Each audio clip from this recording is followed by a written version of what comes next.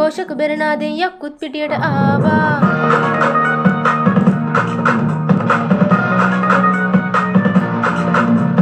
පන්දම් කෙලියට ගිනි කිලි අරගෙන යක්කුත් පිටියට ආවා